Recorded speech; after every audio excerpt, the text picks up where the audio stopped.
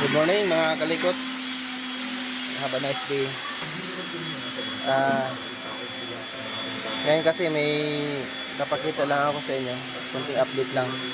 Tagal na rin na hindi nakapag-update. Naglalatag kami ng pipe para sa power supply nitong bahay na ginagawa namin.